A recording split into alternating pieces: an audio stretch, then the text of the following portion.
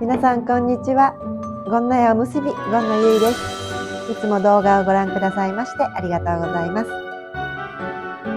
日本舞踊や日本の古い本を紹介するコーナー、いにしえ日記。さて、突然ですが、昔の日本では毛深い人がめちゃくちゃリスペクトされていて憧れの的だったって知ってましたか？現代だとね、毛が濃いと脱毛のこととか気にする方も多いと思うんですけども、日本の歴史を遡ると、毛深いことは憧れの象徴だったんです。どういうことって思いますよね。今日はそんな今の私たちの当たり前をひっくり返してくれるような名著。こちらの本。宮本恒一さんの日本文化の形成の第一章を読み解きながら、日本人のルーツにまつわる驚きの事実をお話ししていきたいと思います。ゴンノヤの動画にもある長唄の七福神の恵比寿さん、そして歌舞伎や能の土蜘蛛の話も出てきますよ。どうぞお付き合いください。日本には古くから恵比寿と呼ばれる人たちがいました。漢字では恵比寿や蝦夷と書きますが、古くはこれらを恵美氏と呼んでいたそうです。飛鳥時代に強大な権力を持っていた蘇我の恵美氏。645年に大化の改新で攻められるまで、大和地方で最も大きな勢力を持っていた人の一人ですね。他に、蘇我の豊浦の恵美氏などいらっしゃいますが、漢字は違っても、どちらも同じ恵美氏という言葉なんです。このように、恵美氏にこの毛の人と書く漢字を使う人は他にもいらっしゃいますが、いずれも身分の高い人の名前にこの言葉が使われています。つまり、強い畏敬の念が込められていたそうです。そこでなぜ毛の人という字が当てられたかということなんですが、もともとこの日本列島に住んでいた先住の人たち、恵比寿たちが毛深くてたくましかったからだと推察されています。そういうところへ朝鮮半島を経由して多くの人々がこの日本列島に渡来してくるんですが、彼らは体毛が薄い人が多かったそうなんですね。だからこそ先住の毛深い人たちを見て、強そうかっこいいって憧れや畏敬の念を抱き、毛の人と書いて恵美氏と読んだのではないかと言われています。ここなかなかの衝撃ポイントだったんですけど、皆さんいかがですか？そんな彼ら、恵比寿たちの生活のメインは狩猟や漁業、つまり狩りや漁でした。獲物が豊富な場所を目指して日本列島をあちこち移動して暮らしていたそうです。縄文土器が北海道から沖縄まで分布しているのも、彼らがこの列島の上を連鎖的に移動していったからだと考えられています。縄文時代って7800年あったって言われています。すごい長いですね。それでは、なぜその間、縄文土器を使った文化が栄えていったのか。それは食料を煮ていたからだそうです。私たちも料理をするとき、焼いたり煮たり、いろんなことをして食事しますが、焼くと煮るで料理法に大きな違いがありますよね。民族学ではそのようなことを突き詰めて、何を食べていたかなどの手がかりにしていくそうです。彼らは海辺でハマグリ、カキ、アカニシ、サルボウなどの貝類や海藻を取り、クロダイ、スズキ、ボラ、さらには回遊魚のマグロやブリまで取っていたそうです。海の幸がものすごく豊かだったんですね。海から遠い内陸部では、イノシシや鹿、クマ。この頃は鳥なんかはさほど多く食されていなかったそうです。恵比寿たちは食べ物が取れやすい場所をめがけて北海道から沖縄まで移動しながら生活します。そして集まって集落を作って、縄文時代は西南日本よりも自然の恵みがあふれる東北日本の方が圧倒的に食料が豊富でたくさんの人が住んでいたようです。今の日本の人口分布とは違いますね。ちなみに縄文時代より以前の日本列島には狩りをするための弓がなかったそうなんですが、その頃の北海道の古い石器を見ると、東シベリアのものと共通点が多く、ここに人々の往来があったのではと考えられています。その東シベリアのルートから北海道へ弓が入って、東北へと広がっていった。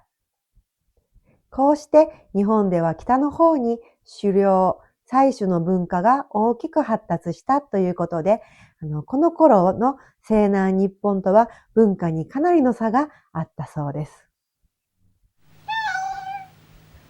さて、毛深くて強い恵比寿ですが、日本書紀の神武天皇の巻にこんな歌があります。恵比寿を浸り、桃な人。人はいえども、たむかいもせず。これは、恵比寿というのは、一人で100人分の力を持つほど強いというけれども、決してたむかい、抵抗はしないという意味なんですね。この歌で読まれているのが、大和あたりに土着していた恵比寿たちのことでした。やがて大和を中心に農耕をベースにした国家が成立してくると、恵比寿たちの運命は大きく二つに分かれます。一つは大和や西南日本にいた恵比寿たち。彼らは早くから大和朝廷に服従し、新しい文化に取り込まれていきました。日本書紀で天照大神の使者が地上に降りてきたとき、そこで魚を釣っていた琴白主という神様が海の中に隠れて国を守ったというお話があります。隠れるということは抵抗しないことを示すもの。この琴白主こそ後世の漁民たちが恵比寿神として祀るようになった神様なんです。さて、私のこの YouTube チャンネルでも以前長唄七福神の舞踊動画をアップしていますが、恵比寿様のルーツは国を守った先住の漁民たち、恵比寿のリーダーのことだったんですね。そしてもう一つは東北地方にいた恵比寿たち。先に言いましたが、その頃に栄えていた地域ですね。彼らが住む場所は北上の国と呼ばれていました。彼らは大和の政権と距離を置き、従来通りの狩猟、採取の生活を続け、農耕をすることに従いませんでした。そのため、新しい大陸文化に染まった中央の人々から次第に異端児扱いされ、未開を意味するエゾと呼ばれるようになりました。もともとは同じルーツを持ちながら、朝廷との距離感で神様と異種民族に分かれてしまった。ここに歴史のドラマがあります。琴白主、恵比寿神は古くは漁民だけでなく宮中でも祀られ、さらに遡れば狩猟の神でもあったと考えられています。ここで狩りと猟の面白いつながりのお話が書かれていました。京都の鴨神社などで知られる鴨という言葉。